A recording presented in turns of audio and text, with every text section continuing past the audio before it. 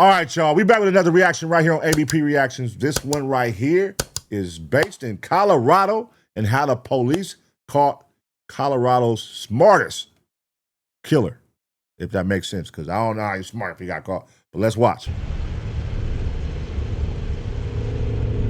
This is the mother of 43-year-old Kristil Krug. In a few seconds, she's going to find Kristil's lifeless body inside this very garage. Hello? I need to stay out, please. Oh, damn. Oh, that's not good. That's not good. And this is Daniel Krug, the man who killed her. He's... Whoa. Daniel Krug. Hold on, man. I got to give me something to snack on while I watch. This is an hour. I need something to snack on, man. Let me get my trail mix. Hold on. Let me get my trail mix, man. Let me get my trail mix. Y'all motherfuckers got me up doing this shit all late, man. Shout out to the late nighters, man. Shout out to the late nighters. The late nighters. Goddamn trail mix. Let's see. The hour banger. Hour banger right here, y'all. It's an hour and 13 minutes, actually. It's down there an hour and a half because it's an hour and 13 minutes. So if I'm going to stay up, I need my trail mix to watch this. This is like a movie right here. This is an hour and a half. Shit. All right. Let's get it, y'all. Yeah, that's the killer right there, man. Heading in for another normal workday, just minutes after leaving his wife's lifeless body hidden in the garage of their own home. What? Oh, shit. What type of nigga is that? For the last 4 months, this man has been engineering the most calculated homicide plot Colorado has ever seen, creating fake identities, manipulating Kristil's children, and setting up the perfect scapegoat to take the blame. He believes his plan is bulletproof, that police will spend weeks chasing a ghost and eventually arrest someone else for the murder he committed. And despite nearly perfect detective work, his plan works exactly the way he intended. My husband said there was a dude who's been stalking her and threatened to kidnap her. Oh my god, this can't be true. I was the person who attacked her. Wow. You gotta be a cold nigga to map out this shit. To map out your wife's murder and really take time to do it. That's crazy, man. There's some wild people in the world, man. Some wild, crazy motherfuckers in the world. What if right now the person, if you're at home with your couple, with your boyfriend, your girlfriend, your husband, your wife, what if you found out that they were trying to take your life for the last 6 months? They've been plotting on your death. Oh my God. What would you do? What would you do if you found out for the last 6 months they've been trying to plot on you? Kristil, how's your injury? Yeah, nice to Very meet good to you. meet you. Talk to the detective, but I kind of have an idea what's going on. Yes. This is Kristil Krug, months before her murder. She lives here with her husband, Daniel Krug, and their 3 children. Both Kristil and her husband are well-educated and seem to have built a comfortable life together with their kids.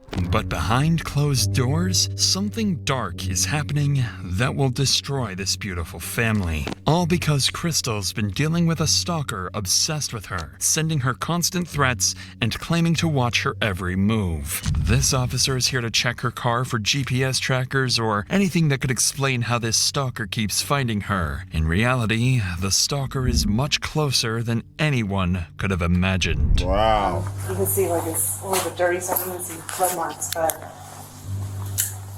like my street looks like this all the time. There's no one out there. Like I know the normal cars. Yeah. So I don't know where he's following me from. Okay. I can only assume a tracker. Nothing jumps out at me. I know, me either. I'm hoping it's just to mess with me. The officer continues searching the vehicle top to bottom, but finds nothing suspicious. So OCD gang, shout out to that garage, man. If you got OCD, you know what I'm saying. OCD gang. before leaving, he offers Kristil a few safety recommendations and reassures her that they'll keep looking into her case. Not long in the course of the investigation, Broomfield police receive another call, this time from Kristil's husband, Daniel, reporting a break-in at his home. An Damn. officer is dispatched to check things out. Unknowingly, this encounter will be the start of one of the most calculated murders the United States has ever seen. Hey, how's it going? Yeah, definitely. I'm Officer Chauncey. I'm Dan. Nice to meet you. Chauncey, nice to meet you.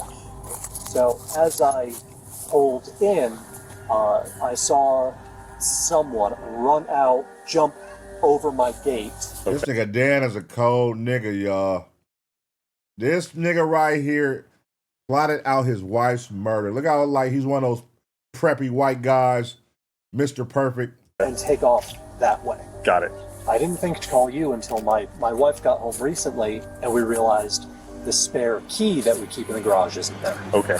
According to Daniel, the only thing that's gone is their spare house key. If someone stole that, it means they aren't done and might have plans to come back at some point. The officer advises Daniel to change their locks immediately, while police look into who this intruder might be. What no one realizes tonight is that this is no random incident. It's the opening move in a plan that's been forming for months. And this break-in is just step one. 9 days after Daniel reports the break-in, his wife Kristil wakes up to another uneasy morning. For weeks now, she's been receiving strange, anonymous messages and a growing sense that someone out there has an eye on her.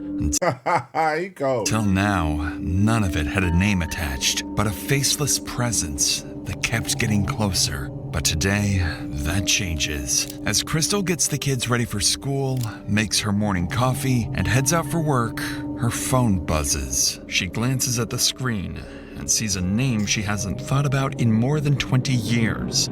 Jack Anthony Holland, a man she dated briefly as a teenager. The message is short, crude, completely out of nowhere. Oh, he cold. So he knew who her little back in the day love was, mapped it out, put him on it, probably found his picture on Facebook, put that out. Oh, yeah, he cold. Hi, Kristil. It's Anthony. Hope it's okay I looked you up. I go to Boulder every few weeks and thought we can hook up. You game? At first, she didn't think much of it. The two last spoke years ago, and even then, he was harmless. So she ignores it and moves on. But the next day, everything changes. Are you there? You should say yes when I offer pity. Whatever. I saw your pics. You got fat. You should yourself. Saw you at the dentist today. Your license plate expired. Gotta fix that. Suddenly, Kristil's fear becomes reality, and she begins living with the terrifying possibility that she's being watched. And now, she's certain Anthony is the one who's been harassing her for weeks. Wow. What the fuck is going through your mind mentally? Knowing that the woman you're sleeping in the bed with, you're doing this to the woman you're sleeping in the bed with, or you're at the house with every day. That you're taking his phone when she's out. Hey, I just saw you at the dentist's office. Oh, you look fat now. And then she come home. Hey, honey, how you doing? What's that? A stranger in my house. They got a movie. They got a song about it. I don't know if they got a movie about it, but y'all know what I'm talking about. She becomes hypervigilant, installs cameras around the home, dash cams in her car, and starts carrying a concealed handgun everywhere she goes. By late October, Kristil's barely sleeping. She keeps a spreadsheet of her stalker log, documenting every message she gets. Then, almost a month later, a new email from Anthony confirms her worst fears. This your husband? Drives like slow old lady. He needs to drive safe. The email comes with an attached photo showing her husband Daniel at his workplace. Now the stalker isn't just targeting Kristil. Who the hell took the picture? He's coming after her family. Kristil realizes she can't handle this alone, so she hires a private investigator to track down Anthony's addresses and digital history. Then, on Halloween night, she calls the police. So, how can I help you tonight? What's going on? Yeah, so I have an ex from a very long time ago who has occasionally found me on social media, and it's never been an issue. until this month. So this month, I have received numerous text messages, and then today I got an email that is very threatening, and it escalated to the point that he took a recent picture of my husband at his work location. So the stalking is getting a little too aggressive at this point in time. Okay. So my last contact with this individual was 5 years ago, where I told him I was happily married. I had no interest in what he kept contacting me. He kind of blew things up and then blocked me. I blocked him, haven't heard from him since. After explaining everything to the officer, she documents each detail and forwards the case to the department's investigative unit. Within hours, the file lands on the desk of Detective Andrew Martinez. What the fuck? If she hired a private investigator and he didn't find out it was her goddamn husband, that nigga sucks. How the fuck you didn't find that out? A seasoned investigator who's worked some of Broomfield's toughest cases, including abductions and violent crimes. Martinez schedules a formal meeting with Kristil for the following week, hoping to get a clearer picture of what exactly is happening and who this Anthony really is. When she sits down with Martinez, the situation has already escalated far beyond what Kristil first reported. So, I mean, like, he saw, like, full pictures of my family, of my kids. Like, I locked down my profile real fast after this, because it was pretty alarming, right? Where he's like, we're meant to be together, and my family loves that we're talking. And I'm like, whoa, you think that we're, like, in a relationship? So I shut it down real hard. I said, this is really creepy for me. You need to stop. And he got, like, real emotional, and then blocked me. I'm like, good. And I blocked him, and I'm like, and then I shut down Facebook entirely. The one development that I have, I did get the full-blown report from the PI. Problem, and you'll see this in this report, there are tons of phone numbers associated with him. There are tons of addresses. He moves everywhere and between like 3 different states. As Kristil walks the detective through her evidence, 2 details immediately stand out. First, her stalker isn't just texting her from random numbers. He's using multiple phone lines and different digital identities, finding ways to reach her even after she changes her information. I wonder how deep was his dedication, the husband, to finding the right guy to put this on. Like, how did he like study this guy, her ex-boyfriend, and did he probably manipulate him and probably went at him before he went at her, acting like a woman and finding out all these details about him so that he could later use when he goes to strike on this whole plan of killing his wife? Because how would he just randomly pick him and know that if they investigated him, it would make sense, it would line up? I feel like he's that smart, it seems. It would seem. Whoever this is, they're persistent, resourceful, and frighteningly determined. Second, her ex-boyfriend, Anthony Holland, is tied to several addresses and multiple phone numbers. Whether it's instability or an attempt to stay off the grid, it convinces Martinez that Kristil is dealing with someone who either doesn't want to be found or someone who's planning something far worse. With all of this in mind, Martinez wraps the interview with Kristil and begins the digital side of the investigation. He sends warrants to service providers, requesting phone records, email logs, and account information to track down the stalker. Unfortunately for Martinez, these companies will make a mistake that will soon prove deadly. While waiting for the digital evidence to come back, Martinez decides to follow up on something else. The garage break-in Daniel reported back in September when a stranger supposedly stole their spare house key. He brings Daniel in for a formal interview, wanting to know whether he's noticed anyone following him, but instead of clarifying things, Martinez is about to learn something far more unsettling about the Krug household. And I guess at what point did she tell you that he recontacted her this last time? It was either November 1st or November 2nd. It was after she had gotten a picture of me at work that she brought me up to speed on that. Gotcha, okay. And the first contact that he initially made with her was back on October 2nd. I guess why that month gap, do you think, before she told you? I'm sure she has mentioned to you that she and I are going through a rough patch, kind of on the rocks. Okay. So why are y'all going through a rough patch? And is it that she wants to leave you and you don't want to let her go? Why go to the limits and extents of killing her? Why can't they just walk away from each other? Like what? They can't just separate. Why they can't separate? Why? Why map out this long, extensive plan to get my wife? Is it like some money shit? You know what I mean? Like what? Is she gonna take everything you got if she leaves? What is it? Probably didn't seem that pressing until it was. Sure.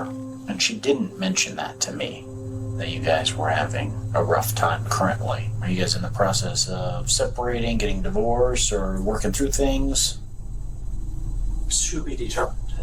My brother Matthew is a cop, so I have a retractable ASP steel baton. Yeah.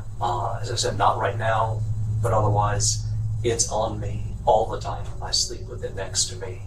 I've bought some additional security cameras for the house. So what am I doing? I'm panicking. And I'm doing a shit job of protecting my wife. So I'm not doing good. Yeah, I can see that. This guy's diabolical, y'all. He's diabolical. A great actor. Mind you, he's the one mapping all this out. Oh, damn.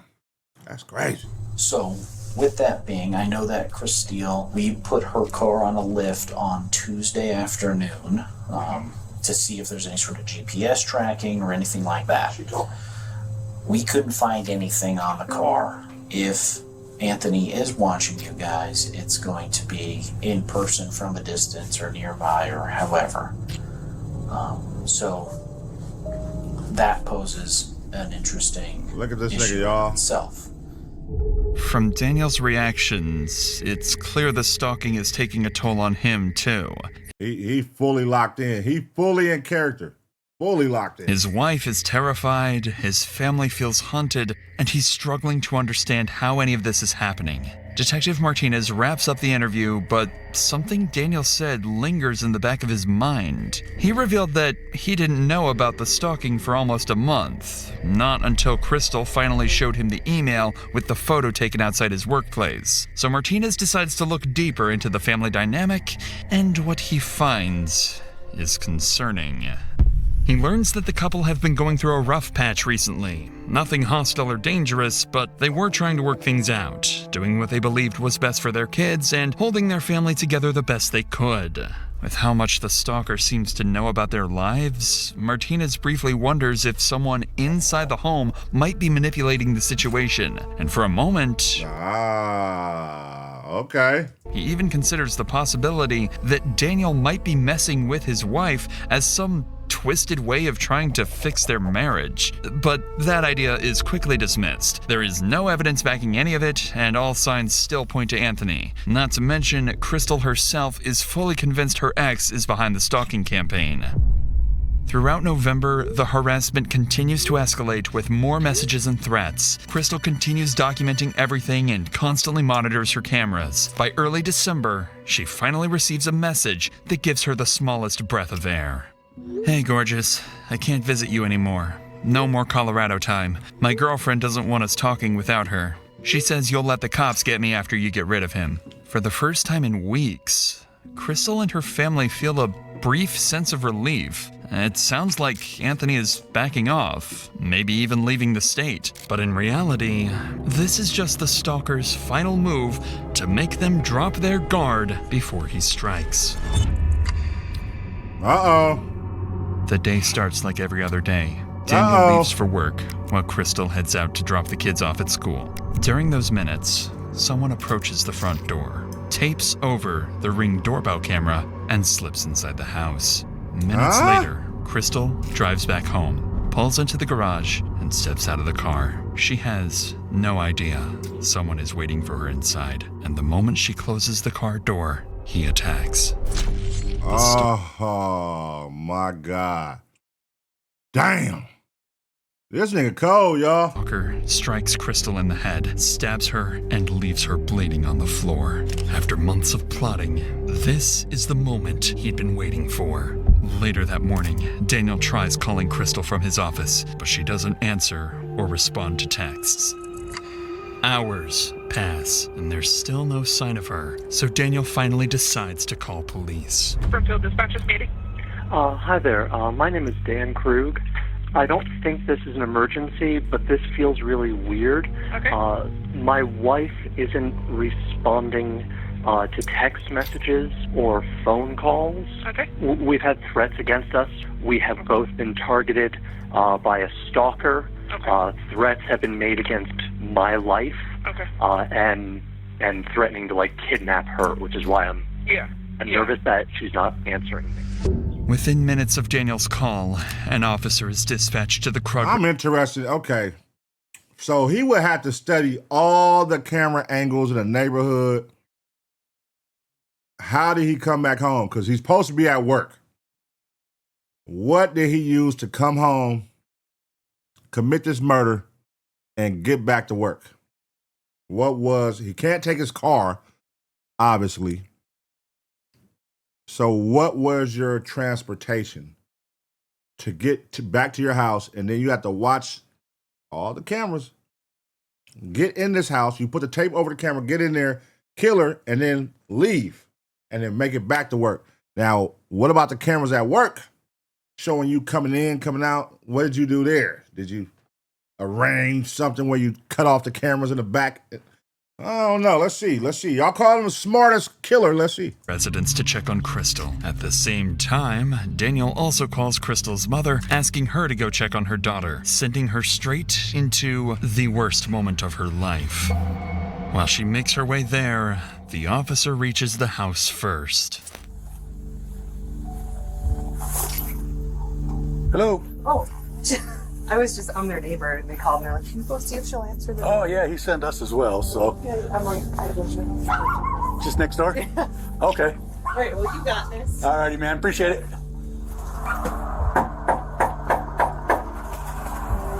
This nigga called the neighbor, the police, and the mama to go check.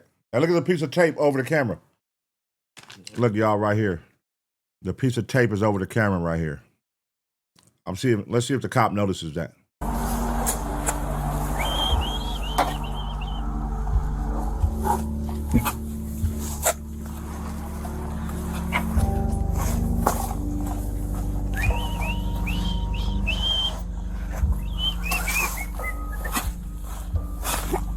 The house looks quiet, and the officer doesn't notice anything wrong from the outside. But before he clears the call and drives off, something nags at him. So he brings his patrol car a little closer to check the garage, where he's about to uncover a tragic, horrifying sight.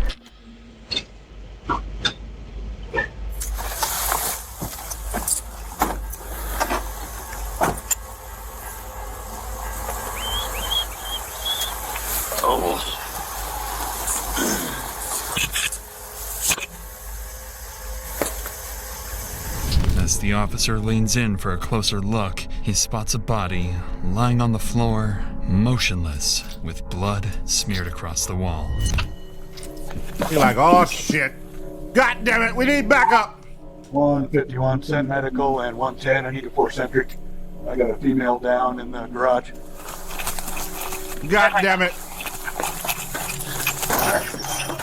Springfield Police! God damn, that door opened easy as hell. What the hell? You might want to get a stronger door. What the fuck? He barely kicked that motherfucker. Springfield Police! Oh, shit. Holy shit.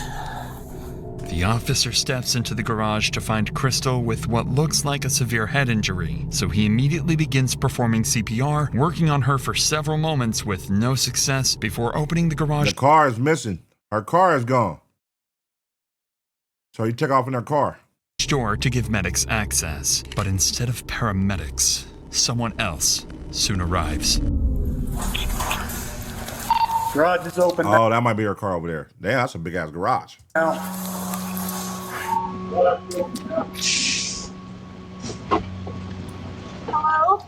Hello, ma'am. I need you to stay out, please. Okay.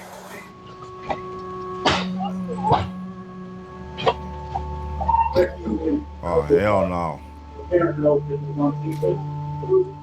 That gotta be some shocking shit to see your mother, as a mother, to open it and see your daughter dead right there. Damn.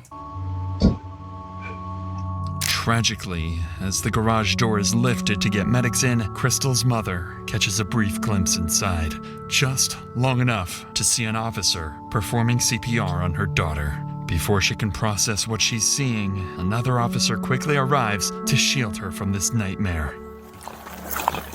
Bam! I need you to come over here for a minute, okay? So we can work. I understand. I need you to come on over here, okay? Damn. I know. Do me a favor, go and sit inside so we can work on her, okay? So we can try to get her the help, okay? What's your name? Linda. Linda? Yeah. Okay. My name's Officer Zamora, okay? I'll come out here and I'll give you some news as soon as Bruh, the husband is cold, bruh. This nigga purposely sent her mama over there so she could see. He purposely sent her mama. And that'll probably be his little shit. He gonna be at work and the mama gonna call him. And that's gonna be his way to come over there and act surprised and shocked. Oh man, that's crazy. She's okay. I have no idea just yet, but I know that they're working on her. The officer in there has been working CPR on her, and I think she's doing okay. Okay. My husband called. He did. He's the one that called us and let us know. Okay. Go ahead, take a seat for a minute. I'll be right back here. Okay. I need to tag out, man. She's got a head wound. I don't know if it's from falling or something else, but probably falling. But I don't know, man. It's a good one. Yep. Husband said there was a stalker threatening to kidnap her, so I don't know. No, she's unresponsive. Decent head wound. Where we have more room at the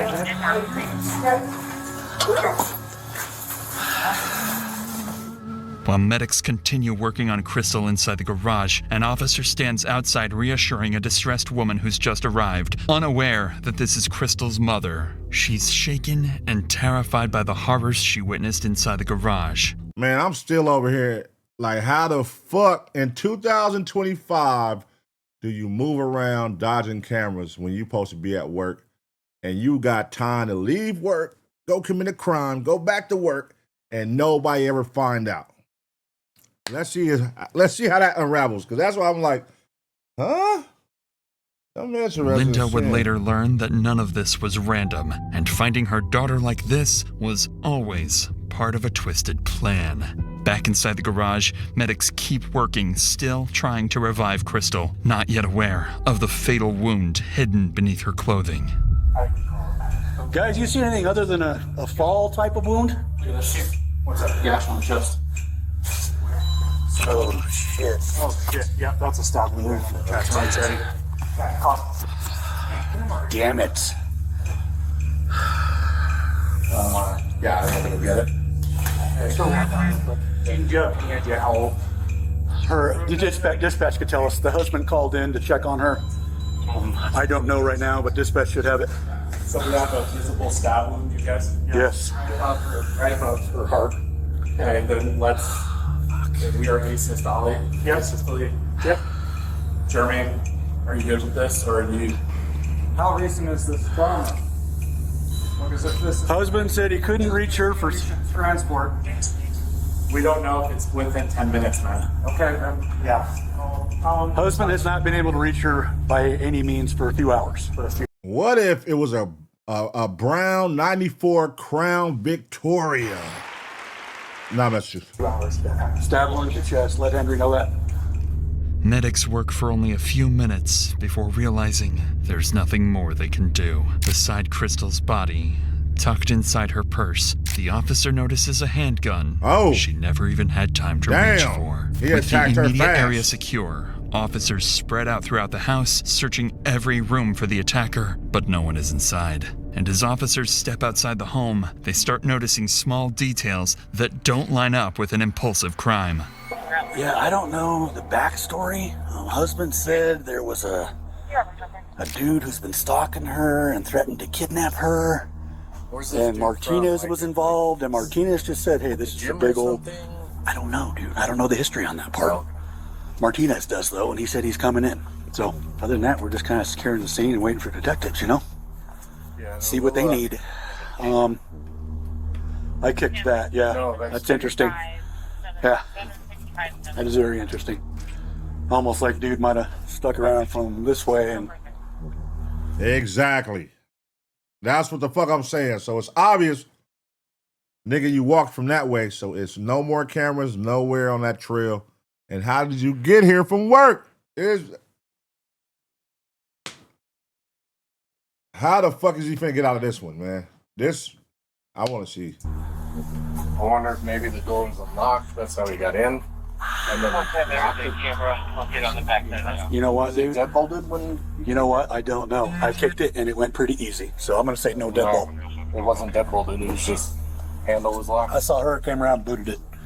Officers quickly confirmed the door was unlocked, and a strip of blue tape had been placed over the Ring doorbell camera. Whoever did this clearly planned it and came prepared. As police continue searching the scene, more family members begin arriving one by one, each of them unknowingly walking into the worst moment of their lives. Wait. Was that the husband? While officers prepare to deliver the news no family ever wants to hear.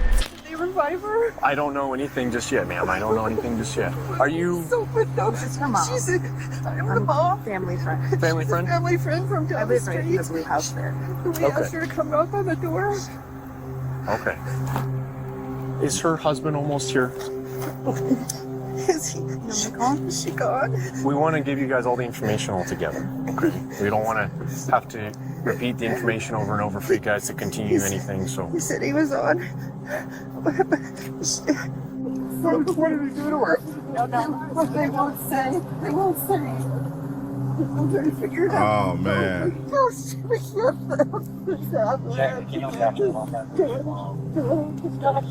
Oh, man. Who's in charge of the doctor? Why not just leave her, man? Because you know if it's some money shit, they're going to track it back to the husband. It's going to be all obvious once they realize, man, there ain't no goddamn stalker.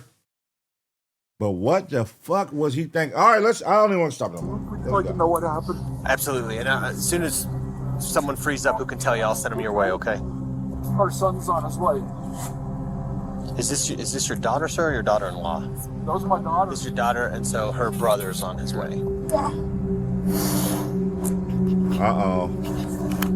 121, copy Uh-oh. With Kristil's father and brother now at the scene, the weight of what's happened settles over the family, and it grows heavier by the minute. The only person missing is Kristil's husband, Daniel. The husband is dragging his feet. Where are you at, Daniel? Man who feared he wouldn't be able to protect her for weeks. Now he's on his way to find out those fears have come true. As they wait for him, detectives arrive at the scene and begin coordinating their next steps to hunt down whoever did this. Little do they know, the killer they're looking for is still in the area, much closer than they think. So I pulled my car around to the garage just to see if... Suspect number one. The husband will be suspect number one. If we can't, hey, all right, I hear y'all about this stalker story. Suspect number one is the husband. Nigga, you the nigga closest to her, nigga. What the fuck? Nah, because if anybody had a... What? Does anybody else got a problem with her? Is anybody else... So if this stalker, we can't find him, he don't exist all of a sudden.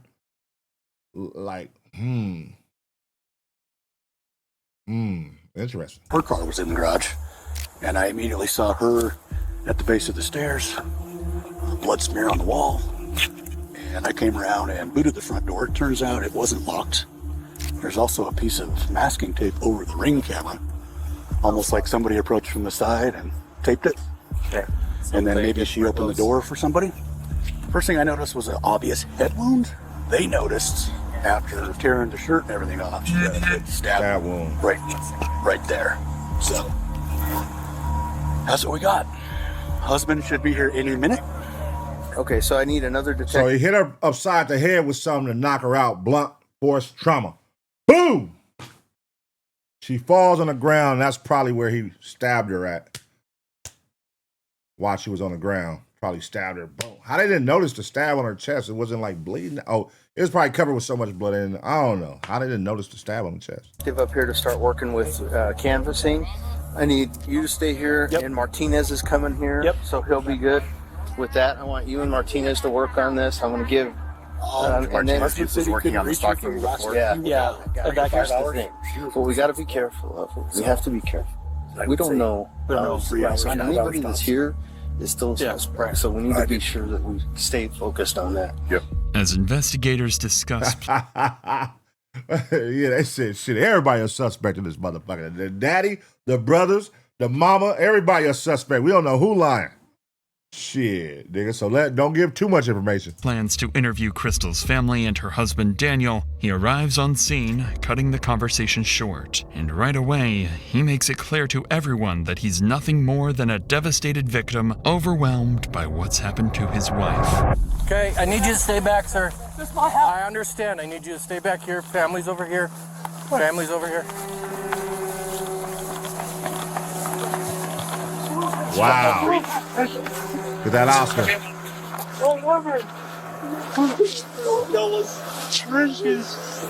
Get that Oscar. Get that Oscar, my boy. I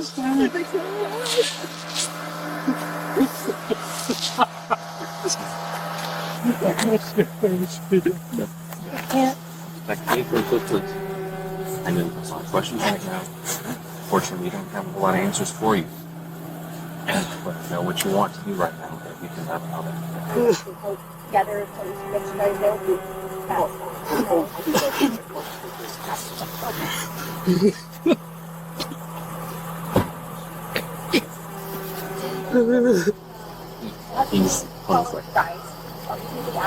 Being able to do all this crying and dramatic running and knowing that you killed her is crazy.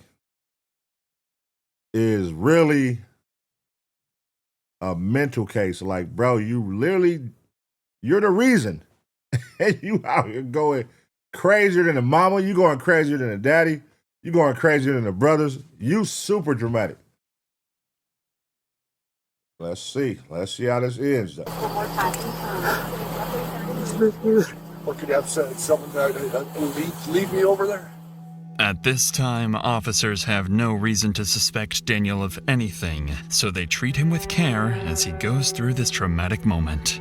But beneath that devastation lies a cold, heartless man, because Daniel knows exactly what happened inside that garage, and Daniel is the killer himself. Wow. Every tear and shaking breath is part of his act. One he will continue selling to police and Kristil's family, standing just a few feet away.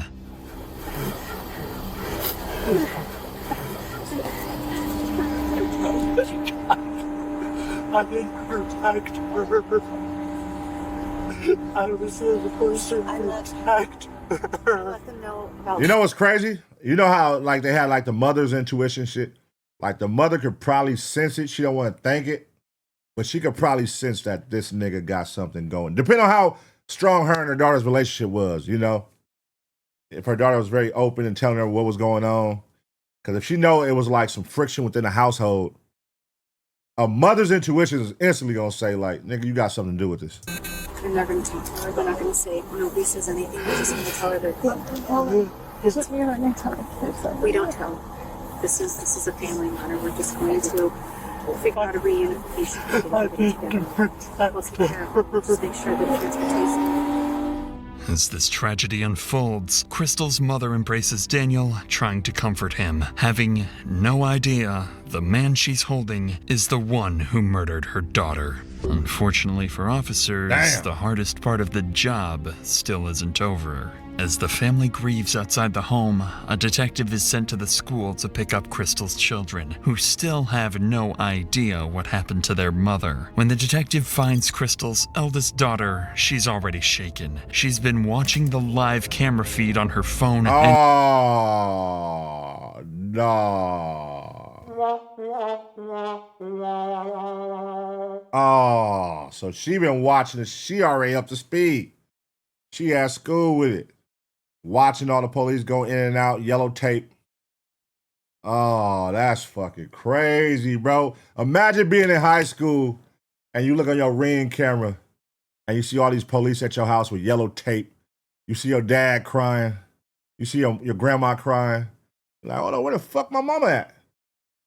Oh, that's sad, bro. Saw enough to know something terrible happened, but what she tells the detective next is what truly alarms her. Her mother's stalker has been hinting at something far darker recently, and he might have deadly plans for the rest of the family. My phone notified me of my house cameras going off. There was police at my house and an ambulance, and there was a stretcher. I couldn't bring myself to see who was on the stretcher, so I call my mom and dad.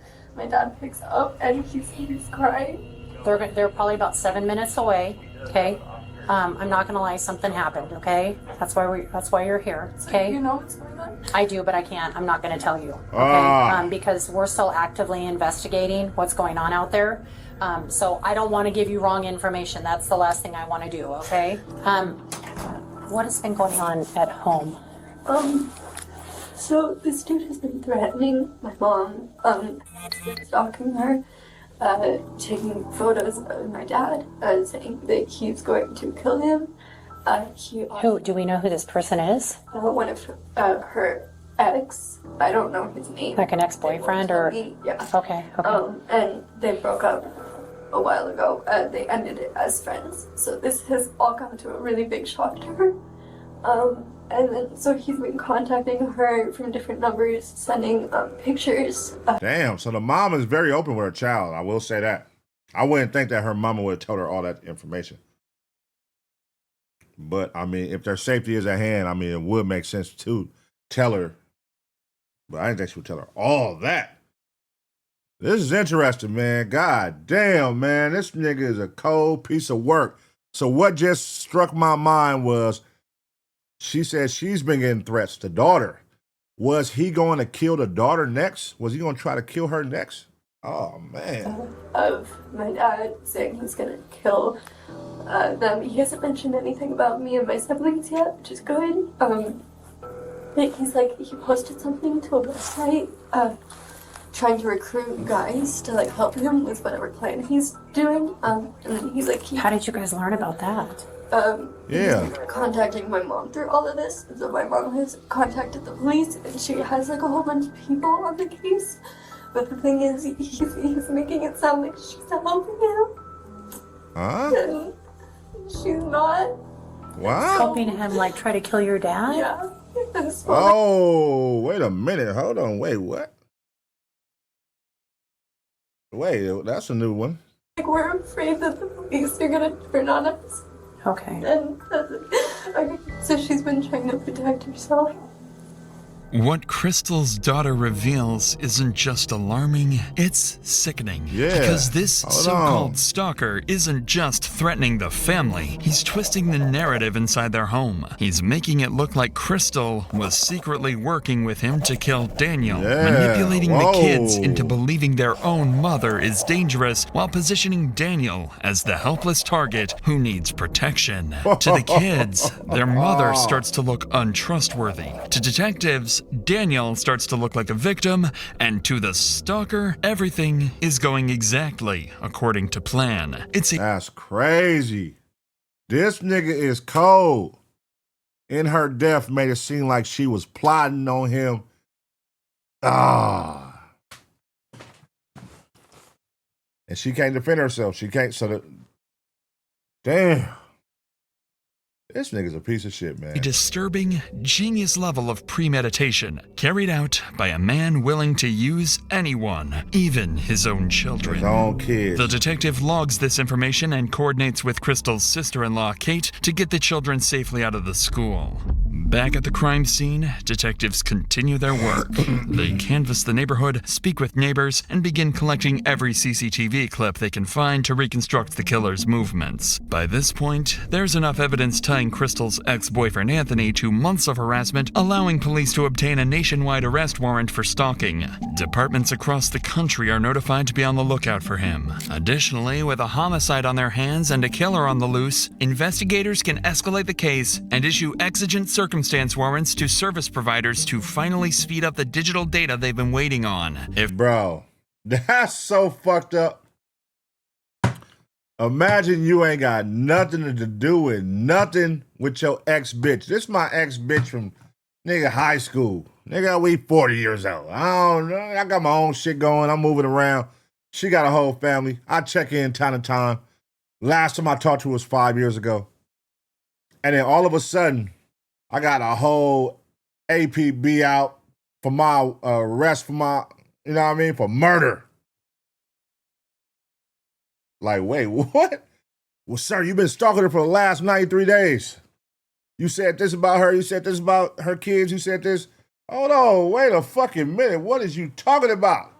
I'm up here at Walmart. I work at Wally World. I work at Wally. Not best job. If Martinez received those files weeks earlier, things might have been very different. In the meantime, Daniel, along with the rest of the family, is taken to the police station for formal interviews. At this stage, it's standard procedure, and investigators are simply looking to collect statements. But about 2 hours later, when detectives finally sit down with Daniel, his routine interview will begin to take a very different turn. Man, Daniel full of shit. So, your home security system, you access that through your personal phone? Google Nest. It's Google Nest. Okay.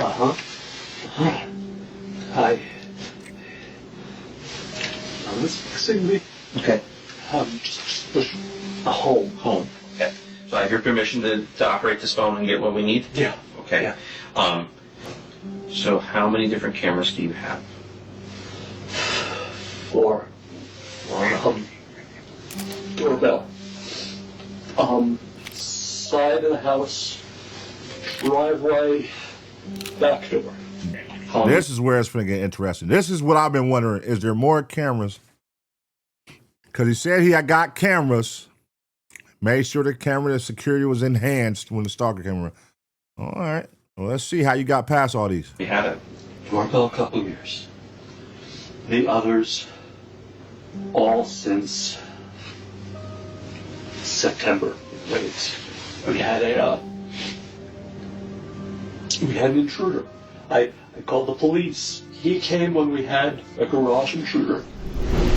A month after Daniel reported the garage intruder back in September is when the stalking first began. And by then, the couple had already installed multiple cameras around the house, plus their Ring doorbell. But even with all that security, and after police confirmed they had no GPS trackers on their cars, the stalker still found a way to follow them, sending Kristil a photo of Daniel walking into work and texting her about seeing her at the dentist. So as the detective scrolls through the surveillance footage to understand the timeline, he notices something strange that catches Daniel off guard. Uh-oh. Sir, here we go. So when do your cameras go off? Do you ever have them set to turn off? 24/7. Okay. They don't turn off. If you lose internet or in the app, you can turn them off. And who has the ability to turn off? Oh, did he delete a scene out the phone? Did he cut something out the camera footage on his phone? Edit out? Interesting. Cameras. Who has the ability to go in the app and turn these off? Kristil, me, and God, it's all right. It's all right, Dan. Home shows all 4. Oh, and perfect. Home. I can settings. Okay. Oh, just us. Just yes. Okay. The detective's question here isn't by chance. It's prompted by something peculiar he noticed on the surveillance app. All of the home's cameras shut off at 8:15 a.m. and they stay off until 10:15 a.m. Stupid. It's over now. So all the attention that they had on this quote-unquote stalker, the wife being with the stalker, playing against him, now that right there just redirected, well, it directed the energy to him. Now, this is what we was thinking anyway. You're suspect number one. You're the husband.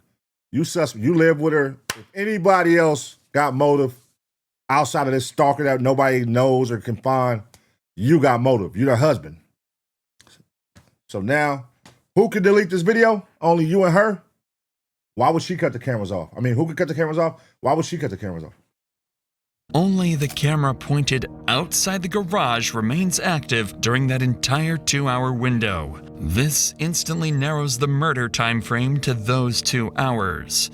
Just then, Martinez finally arrives at the interview room. He's the lead detective who's been handling Kristil's stalking case for months, and now that case has become something far worse. He sits down with her devastated husband, feeling the weight of the loss they both couldn't prevent. They didn't save Kristil, they couldn't protect her, and now they're here, mourning her loss, trying to piece together what happened.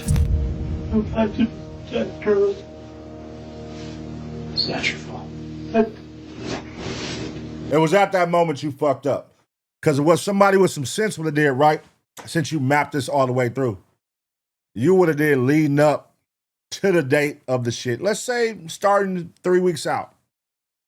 You know what I mean? Start having like the cameras go out for an hour. Camera go out for 2 hours. So you could say this has been a consistent problem. I don't know what's going on, but the camera's been shutting off around this time. You can see for the past 2-3 weeks, it's been doing that. Then you probably would have had a little more, but just for this shit that the cameras have never been cut off, and all of a sudden, at this time, the cameras are cut off, and you the only two that control it. I don't know, man. They on your ass. I'll be on your ass, boy.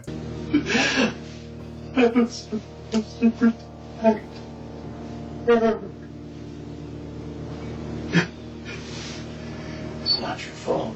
I'm sorry I didn't answer. I actually wasn't in today.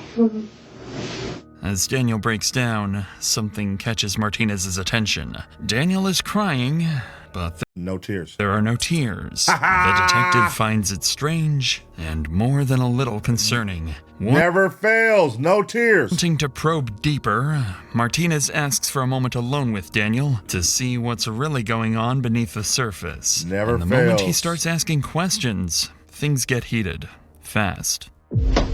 I know you said that you don't think that there was somebody else. She said, okay. No tears. Why do you keep asking? I'm just trying to put everything together to kind of get a bigger picture, because you said that she's been acting kind of weird lately and, you know, being very secretive and withholding of information for you. So I'm just trying to understand, I guess, so we can backtrack what she's been doing this past month. Martinez's question here is telling of what he's thinking. He's not ruling out Daniel as a possible suspect. After all, the couple were going through a separation period, and this is meant to probe whether jealousy or something else could have played a role in Kristil's death. Sensing the tension in Daniel's response, the detective decides not to press any further. But as they step out for a quick break, Daniel says something that makes it obvious he struck a nerve. I've seen enough movies. Always the husband. I get it. After detectives collect the initial information from Daniel, his children finally arrive at the police department. They still don't know what happened to their mother, only that something is very, very wrong. Damn, Daniel! Why you have to say that, Daniel? What the fuck? I've seen the movies. It's always the husband. See, now you cracking. Now you cracking, bro. You fucked up not having tears. We see that in these reaction videos all the time. That's how they be reading. Like, you over here fake crying. You doing all the shaking and shivering with no tears coming down. Like, nigga, who the fuck? That's how you know it's fake. Daniel is notified of their arrival and given a choice. Should he be the one to tell them, or leave it to officers and Kristil's family? Instead of letting someone else deliver the news, Daniel insists on telling them himself. A decision that appears compassionate on the surface, but underneath, it's a way for him to control the narrative and shape how his children see him, even in a moment of tragedy. Following this, investigators sit down with Kristil's family to begin their interviews, and this is where things start to take a concerning turn. Up until now, the case seems straightforward. Kristil has a stalker, her ex-boyfriend Anthony. That stalker killed her. Find Anthony, and you find Kristil's killer. But once detectives start speaking to Kristil's parents, brother, and sister-in-law, things become far more complicated. And what they learn next will force them to reconsider everything they think they know about Kristil, her marriage, and even her stalker.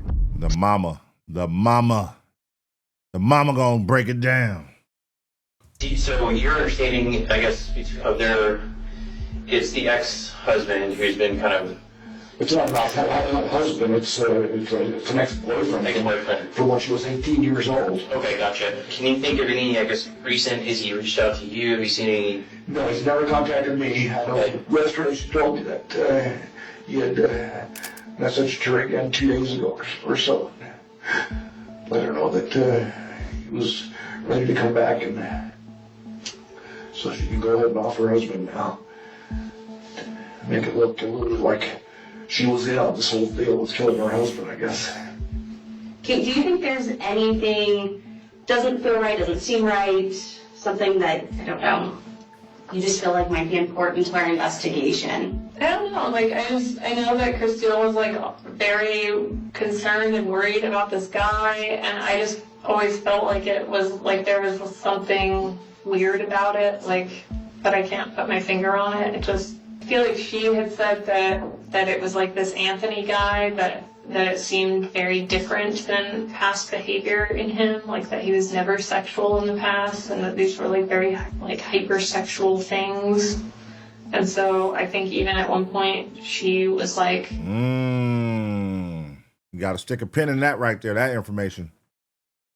He was never hypersexual. She said he's never been like that.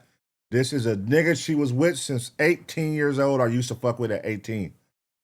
And they spoke up until 5 years ago. And all of a sudden he's super hypersexual, aggressive. That's not like him. That's not him. That's somebody using his likeness. The husband. questioning whether it was actually him.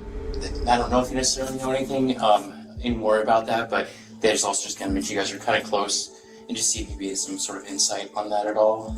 Insight on their marriage? Or just, was there issues going on? Were they having problems? Was there, kind of anything that was kind of... She had shared with me that they had separated. Okay. But were still living together a year ago. And I had asked her if she, over text, if she had, if she believed that it was Anthony. But she didn't believe, at the time that I was asking her, that it was anybody but Anthony. She was fully convinced that it was Anthony. Okay. My mom has always been, suspicious, and I just, don't know where that comes from. Okay. The mama, I'm telling y'all, the mama, bruh. The daughters talk to their mamas and tell them stuff they don't tell nobody else. The mama gonna be the one that cracked this shit. Elaborate on that, suspicious how, or... My mom? Yeah. Suspicious. I don't know, because she... It's the difficulty finding Anthony. Why is it so hard to find Anthony? Why can't there, cell phone records or IP stuff? So my mom had that frustration, and so I think her mind starts to wander towards conspiracy type things, right? Of oh, maybe it's the husband, or maybe it's Dan, and I don't know. I don't see it there just because, I don't know. Dan just seems so incapable of doing something like that to me. Why do you say that? Just, I don't know. What if the husband killed Justin? What if he went to that extent of reaching out to Justin, acting like he's the wife, like his wife, to get him to come and kill him so that he could use his identity and commit this ultimate crime? Damn, that would be interesting, man. That could be a movie. That could be a movie. Shit. Talked to him, and him and I just hung out and talked for 2 hours. And he was very concerned about getting his family together and talking about being vigilant but not paranoid. Even though Kristil's brother Lars sounds skeptical of his mother's suspicions, she isn't exactly wrong, as, on the surface, it makes no sense that Anthony couldn't be tracked down for months. Lars would also go on to explain that Kristil and Daniel saw their marriage very differently. Kristil wanted out, Daniel didn't, and the family seemed to view their relationship as dysfunctional but not violent. But listening to these statements, one thing becomes very clear. Every family member felt that something about the stalker was off. There was a shared intuition they couldn't quite articulate. And when detectives sit down with Kristil's mother, she makes that suspicion very clear. I know you told you, the mother. The mother. I'll tell you, I could see when the mother was hugging that nigga, how she was like, you could see like, hold on, nigga, she knows something. He was doing too much. She knows something. said, and I kind of learned on seeing that she was married, had 3 children. Her life was hell when she left months and last year. Her husband and her were not in good terms. He was in complete denial. She'd tell me how he was. Did she ever give you insight on what kind of led her to feel like her marriage was over, or? That is explosive, but I've never seen him, hurt her. He would hurt the kids, but, some people think the corporal punishment is to pay the kids. But he would hurt the kids. Oh, she was whoa. worried about that. Whoa. I don't want to say it's a demon. Damn. But she told me he was in denial, that she told him his marriage was over, but she would stay until graduated. I have this, just a gut I can't shake with him. Well, that's a game changer. What's that feeling telling you?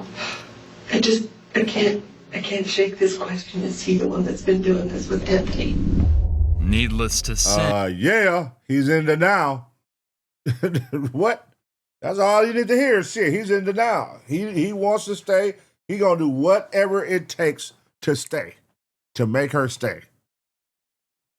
Hinting that Daniel might somehow be involved with the stalker is an alarming accusation, and it makes things even more complicated for the detectives. At this point, the family itself is split. Kristil's brother Lars completely dismisses the idea that Daniel could be involved, calling it nothing more than a conspiracy. But others felt that there was something off about Anthony and the entire stalking agenda. With all statements collected, detectives wrap the family interviews and regroup to make sense of everything they've gathered.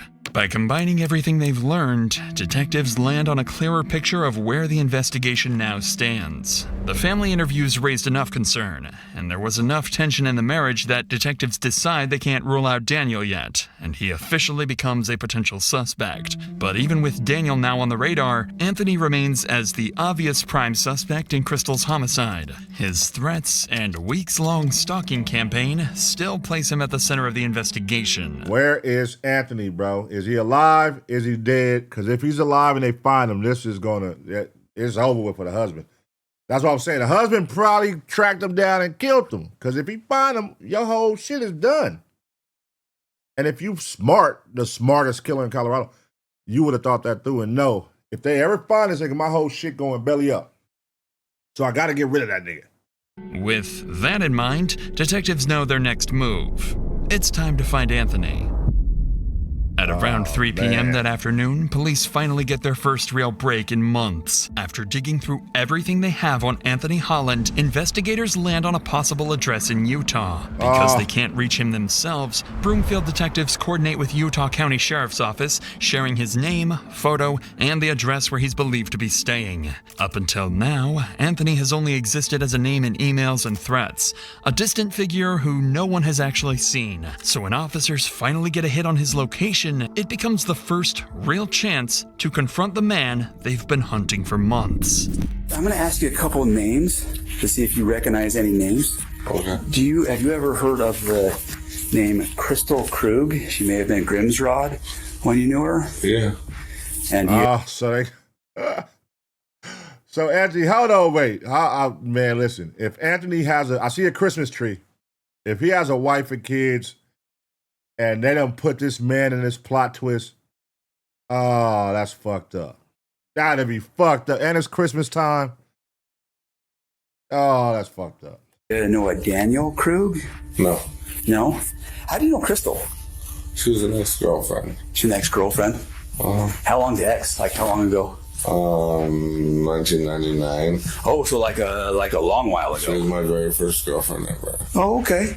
Yeah. When's the last time you talked to Kristil? Has it been a minute? It's been a minute, yeah. Like since you moved from Durango? Yeah. Yeah. So that would have been what, back in 2014? Yeah. Have you had any contact with anybody in that area since? Anybody, or have they contacted you at any time? No. I'm going to give you a phone number, and it's to a sergeant with the Broomfield Police Department. Okay. He would like you to reach out and talk to him. All right. They have an incident. I don't know the full details of their incident out there, and so I'll let him talk to you about that aspect. He had asked us to come out here to your house and talk with you. They were debating on, you do have an active warrant out of... Oh, see what I'm saying now? That's bullshit. It's Christmas time. This man ain't had nothing to do with nothing. This janky-ass husband been using my identity and lying on me. And now y'all finna come in here and put me in the mix and take me to jail. I was sitting here chilling. I was ducked off in Utah, being a family man. I ain't hurt nobody. Damn. Of Broomfield Police Department. And they were debating on if they were going to have us arrest you or not. They are not going to have us arrest you on it. I'm going to advise you of the fact that you do have a warrant out of Colorado, and you can talk to this sergeant about the details of it, if that makes sense.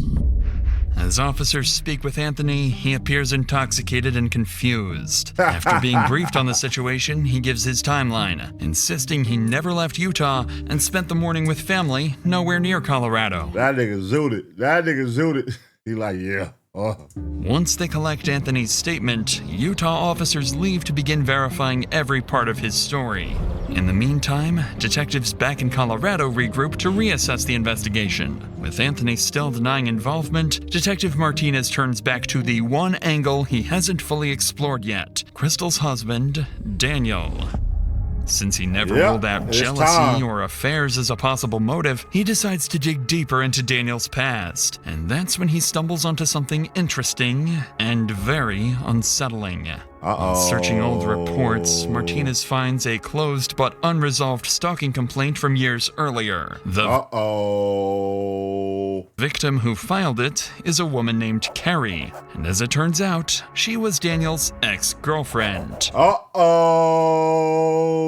The more Martinez reviews, the more disturbing the pattern becomes. The report claims she was stalked for weeks by an obsessed man who impersonated multiple people, manipulating her through fake identities. Detectives quickly locate Carrie and bring her in for an interview. When they sit down with her, they uncover a story so disturbingly similar to Kristil's, it opens up an entirely new theory. You stupid nigga. You gonna do the same exact thing, bro? Oh my God. I think it was, like I said, a couple months I broke up with him a couple months into my freshman year. He, he was pretty emotional, I would say, sort of desperation would maybe be a word I would use to describe after the breakup of, please don't do this, kind of, crying, that sort of thing, that I can recall. And then I started to get messages from his roommate, and that person's name is Tom, on AOL Instant Messenger. And I know Tom is real because they were roommates. If I called him, Tom would sometimes pick up the phone. They each had a joint room and a joint phone. Tom, his role, I would say, was sort of to gain sympathy from me for Dan and continue to encourage me to communicate with Dan. There was perhaps some indication that he was, or was, because of the breakup, just really not doing well. So this, made me keep communication up with Dan. And Tom ended up being Dan, right? So all these people I'm going to tell you about. Oh my God, dog. Oh, it's not looking good for you, brother. It's not looking good. End up being Dan Krug, not Tom. Yeah, even though Tom is a real person, he was not sending me these messages. Suffice it to say, Wow. what Carrie tells detectives sounds all too familiar. Everything she describes echoes the same pattern detectives have been seeing with Kristil, but the parallels don't stop there. Things I remember is a group of my friends from our dorm had met, I don't even know how, some cadets from the Air Force Academy. Sure. And so we all went to, I think we went to a movie, something super innocuous, and there was like a group of us. I must have told Dan about that. And I think it was 2 or 3 days later, I got a message from someone named Nick Clark. And Nick basically said, I'm a cadet at the Air Force Academy. I know you went out with these people, and I want you to know that he came back, or these people came back and said that you slept with him. So now there's this rumor going. Oh my God. So this nigga's a cornball. He's so goofy, he don't even realize it. So now let me hit your number from a random number and act like I'm from the Air Force. This nigga is goofy. Going around the whole academy that you're an easy target kind of thing. Get him off the streets, man. I think sort of the purpose of sabotaging anyone I was meeting if they were associated with the Air Force Academy. Of course, the person that I met and went to the movies with was like, I want nothing to do with you, you weirdo. And so shortly, I don't know, a while after that, I started actually more seriously dating Air Force cadet named Mark Hansen. Then, of course, Nick Clark made a reappearance, and I was getting pretty consistent messages from him. And so he said, you know, we need to find out who's doing this. And he got me a meeting with the Office of Special Investigations at the Air Force Academy. I sat with them, and they kind of laid the emails out on the table, and they said, we've had like a forensic psychologist, sort of professional, look at all these emails, and it's Dan. Is what oh my God. they said. Carrie would go on to explain Damn. that despite their suspicions, there was never enough evidence tying Daniel back to the messages she received then. Everything had been sent from a public library, and because of that, her accusations remained just that. This nigga was sending shit from the library, bruh. Oh, man.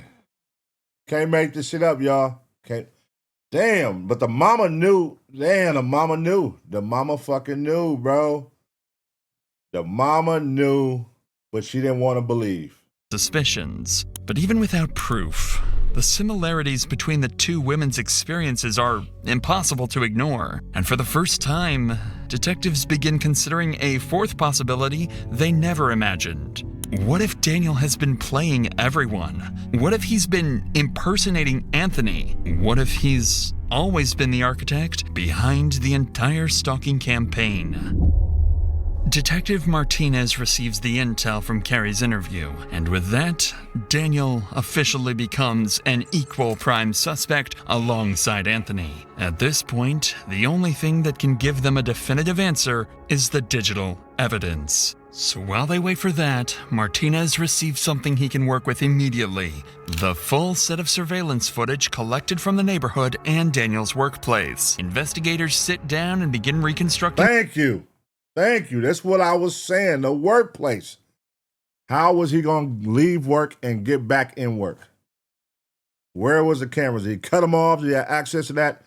They're going to see. There's cameras on every floor at your job. They're going to see you walk to the elevator, go downstairs at the time. Like, you didn't think this through, bruh? The full picture of what happened before Kristil was killed. Shortly before 8 a.m., Kristil arrives home after dropping off the kids. She pulls into the garage, closes the door, and everything looks normal. Minutes later, at 8:15 a.m., the entire security system goes offline. Every camera except the outside garage camera is taken down for the next 2 hours.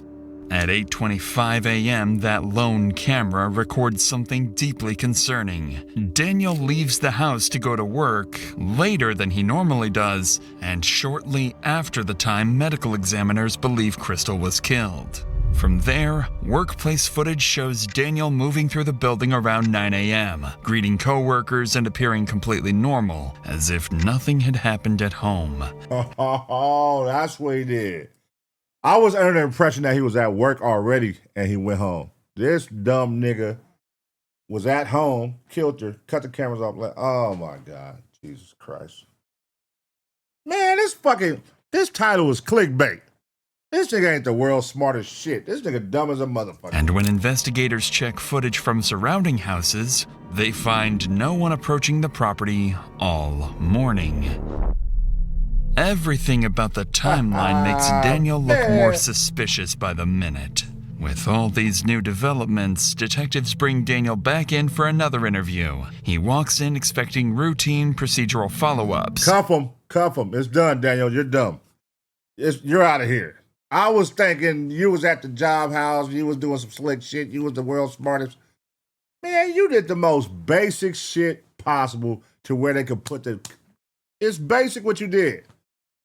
Nigga, the last time she was seen was pulling in the garage, and you pulled out the garage a couple hours later. Like, nobody walked up, nobody came to the house, but she's dead. What the fuck, man? It's you. You did it. Fuck, I could have solved this goddamn case. Completely unaware of how much has changed since the last time he sat in this room, this is when Daniel's months-long, carefully crafted plan begins to crumble. This time, Detective Martinez walks in with a completely different energy than before. He's no longer feeling Daniel out. He's here with one clear objective: confront him with what's been uncovered and see if his version of events finally breaks. Alright. How you feeling right now? Just kind of about everything. No. Everything hurts. I feel like I have two different voices going through my head right now. Man, who give a fuck, man? Go ahead, crack down on this nigga, man, because y'all about to get into it. I want to see it. He gonna come up out of that character. I guarantee he come up out of that I'm hurt, I'm crushed character. Come up out of that character, man. Get to it. I have my brother Matthew. Yeah, I've mentioned him. He's the sheriff's lieutenant.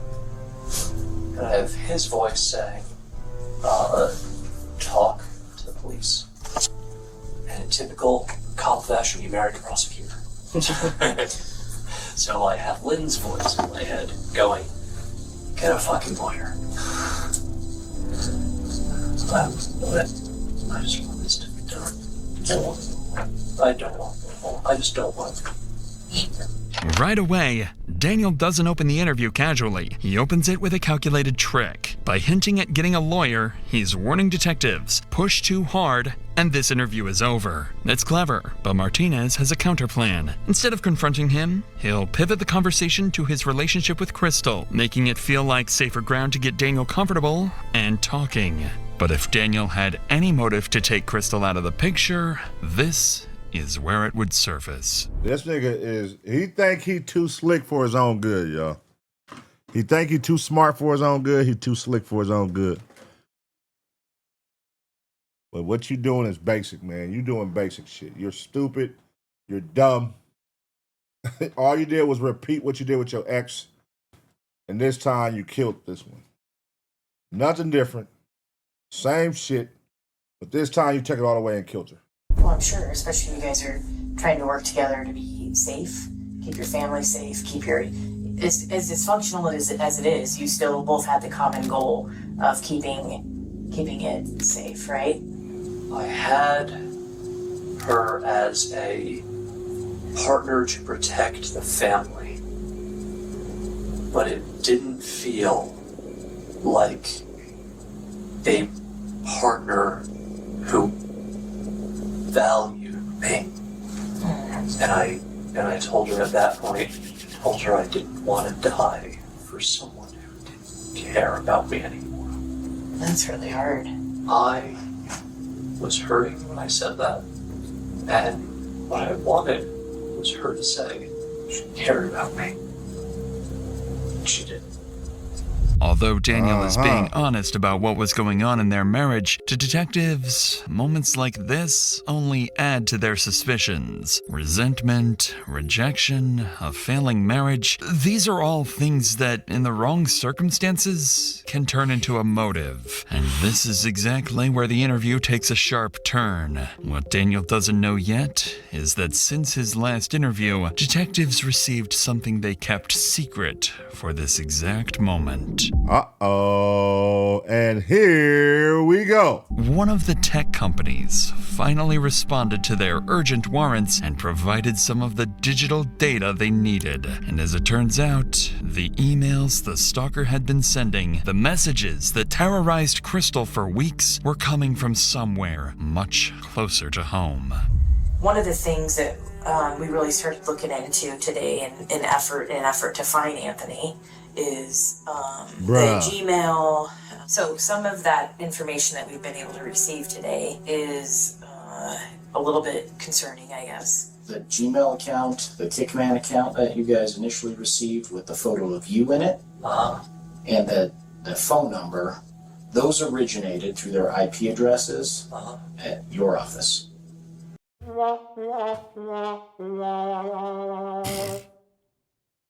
And you supposed to be the ex-boyfriend. But somehow the ex-boyfriend is mysteriously sending all these emails every day from your office. Bozo. Doesn't make any sense. Well, he took the photo of me at my office.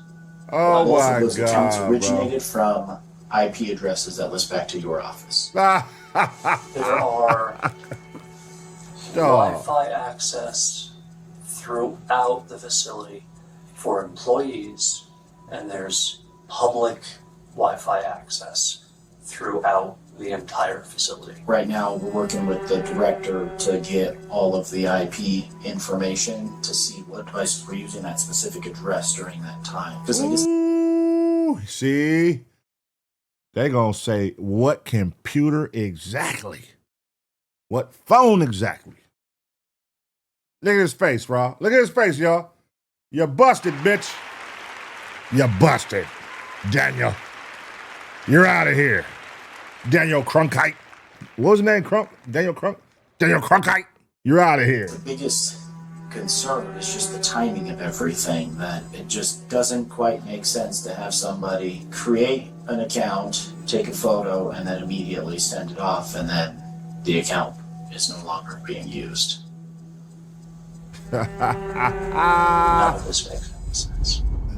Daniel looks thrown off, unsure where Martinez is going with this. The emails tied to the stalker connect back to Daniel's workplace, a detail he clearly didn't expect detectives to know. He seems nervous, but still cooperative. How did he not So know? detectives decide it's time to push further, because they have something else they withheld from Daniel until now.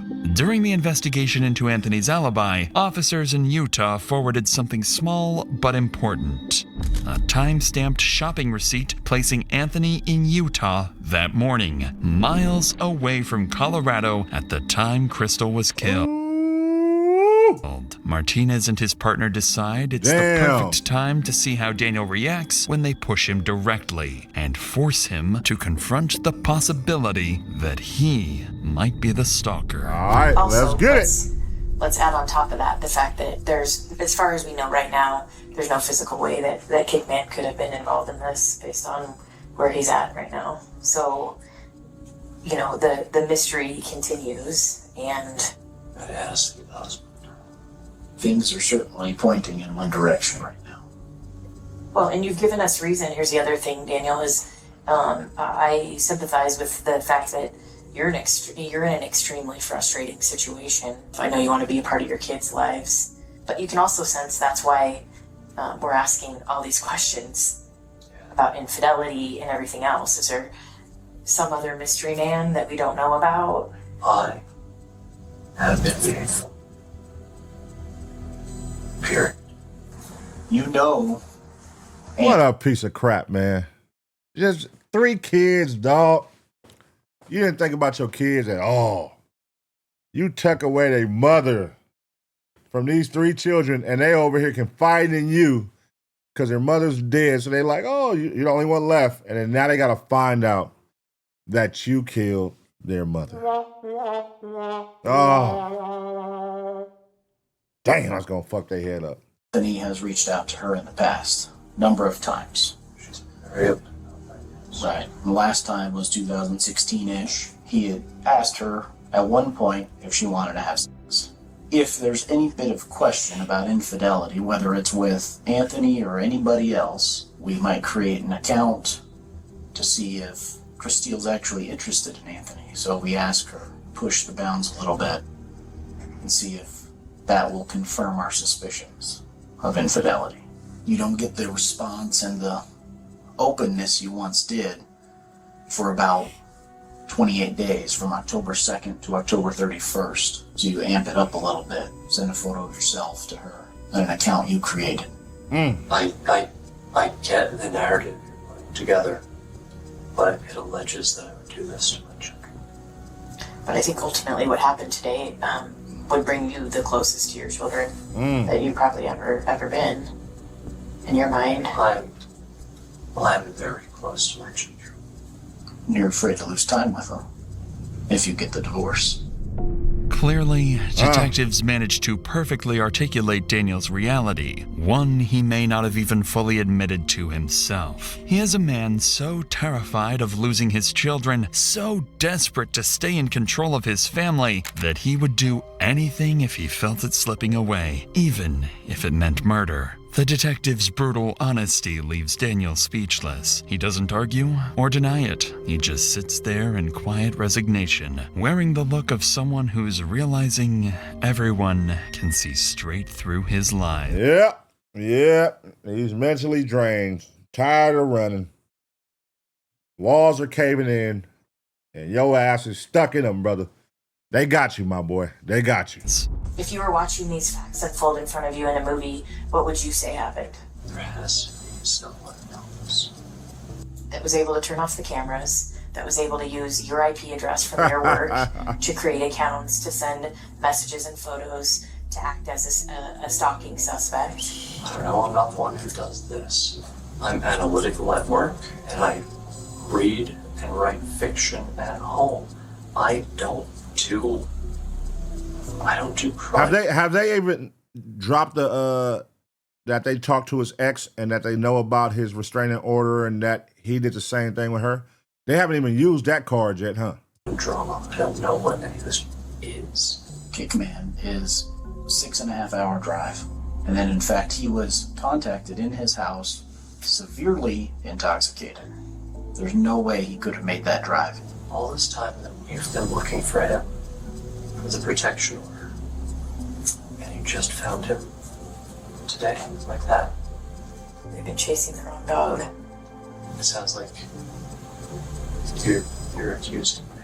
We have a lot of information that points your direction, and we were hoping that you could provide explanation other than it wasn't me. I don't have a narrative or a story that I can offer you, because I thought we were on the same side. What would you say? This nigga look defeated.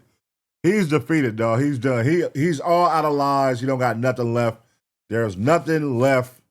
He has no more ammo. He's done. He can't even come up with nothing. What would you say if we told you that other people you talk to that are close to your wife expressed that she had maybe told them that she suspected you of having... She said that right to my face, that she wanted to know if it was me. I told her no. But I think there's more to the story. Like, I don't know, it just doesn't, it's not adding up. I'd like to know what happened this morning. I'd like to know... Me too. What... Bruh, stop it, bro. Stop it, bro. Stop it, nigga. You're busted. He said, fuck, I'm gonna ride it out. What caused you to get so upset to hurt your wife? Because I believe that's what happened. Well, I want to know what happened.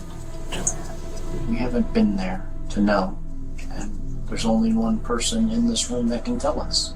I think you got confirmation or found out that she had a boyfriend this morning, or something happened that pissed you off. Oh! And you did something that you regret now because you can't go back. Not an answer. Now that's a plot twist. That's a plot twist. She had a boyfriend. He found out she had a boyfriend. That's what made him push them over the edge. Because they've been living together for a year. Separated. Even though they're separated, they've been living together for a year, they said. But what pushed them over the edge? She got a boyfriend? Whoa. All of your questions that I get. You have your theory. Please find the right one. We're done. As calm as he's been this entire interview, Daniel finally decides he's had enough and drops the act. His story has crumbled. Detectives see straight through his lies, and he knows it. With nothing left to cling to, Daniel quietly asks for an attorney, and the interview comes to an end. Even though he continues insisting he's innocent, there's one detail Daniel admits on his own. One no one even knew about until now. Kristil herself confronted him about being the stalker. Hearing that from Daniel's own mouth hits Martinez hard, because to him, that sounds like the kind of confrontation that could have pushed everything over the edge. But without hard proof, detectives can't yet say Daniel is truly responsible. So with the interview over, Daniel is processed for physical evidence and escorted out of the police station. But before he leaves, he turns back and tells detectives one final thing. I won't be trying to do this.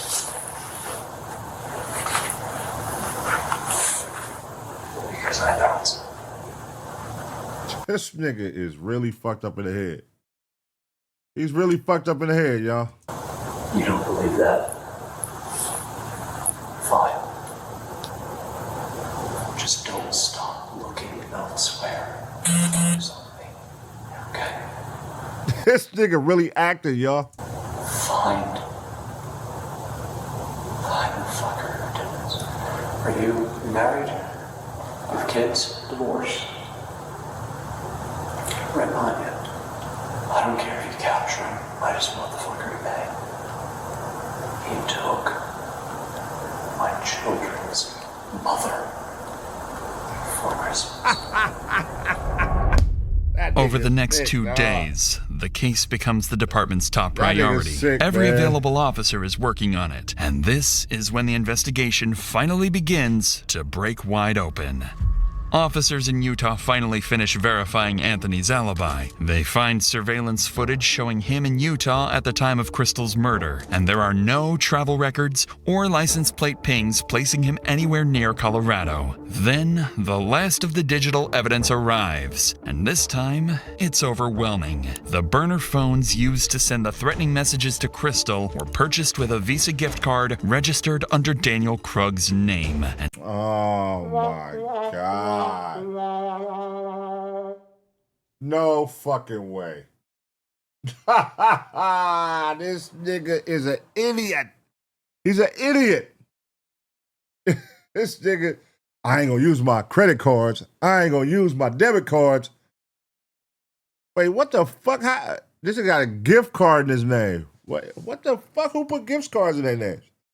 How you get gift cards in your name?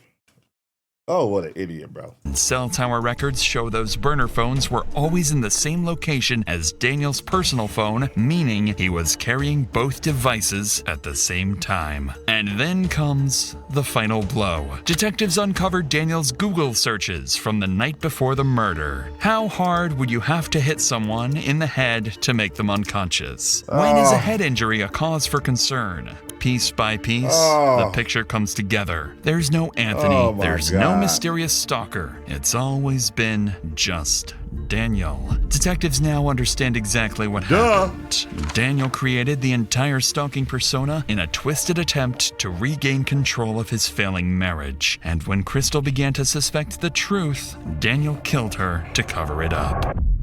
On December 16th, an arrest warrant is issued for Daniel Krug. Officers are dispatched immediately, finding him on his way to his daughter's dance performance. As patrol units close... She probably found a burner phone.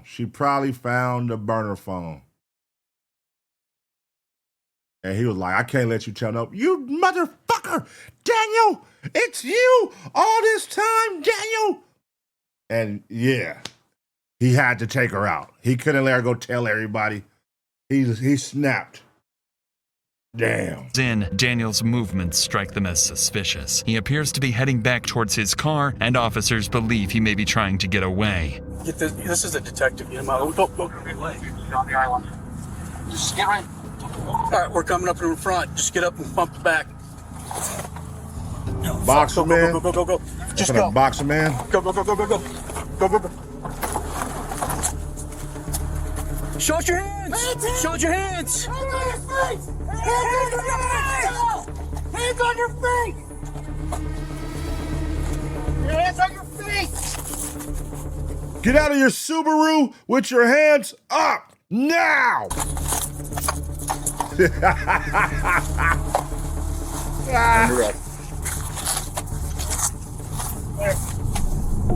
Daniel Krug is taken into custody without incident.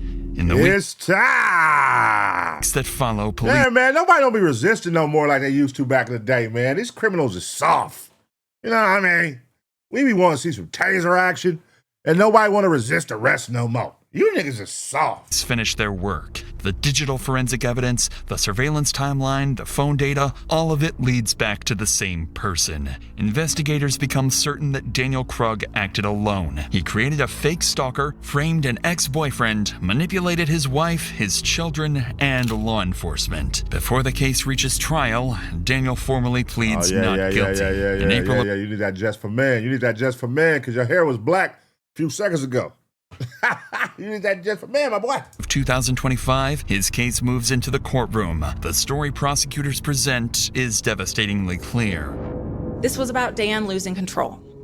He was not in love with Kristil, and that resentment had turned to rage by the time we get to December 14th. Think about what he did to her. You don't do that to somebody you love. Think about the absolute nightmare and hell that he made the last few months of her life. On the other hand, Daniel's defense argues that there was no physical evidence placing him at the crime scene and that he could not have been the killer. We know the physical evidence, and there is an enormous disconnect between that and the circumstantial picture the prosecution wants you to believe. Shut your mouth. Did not kill his wife. He did not commit these crimes. After both sides make their case, the jury deliberates for nearly 2 days. And on April 17th, 2025... Y'all know what it is. Y'all know what it is. Come on, man. They return with their verdict. We, the jury, find the defendant guilty of murder in the first degree. Easy Daniel work. is found guilty of first-degree murder, Bozo. stalking, and criminal impersonation. Bozo. He is sentenced to life in prison without the possibility of parole. Damn, life. Get his ass out of here. Sucker boy. Get your ass out of here, Daniel. Man, goddamn, that was the story of Colorado's smartest killer. And he was nothing of the sort. Nothing of the sort. My boy did not think that. Come on, bro. You're texting from the goddamn office? You're texting from the office, bro. You're about to commit a murder. You're about to kill this lady, and this shit's gonna trail back to your office. How you gonna explain that? Oh, well, it's free Wi-Fi there. So you think this guy is coming here every day to sit in your office downstairs and use the free Wi-Fi? You niggas is crazy, man. There's some stupid people in the world, y'all. Let me know what y'all think about this situation, man. This was a good one right here. Did he get what he deserved? Should they have went a little bit harder with something else? I don't know. Let me know what y'all think, man. I'm going to give y'all 2 seconds to smash the like. And as always, get ready for the next reaction.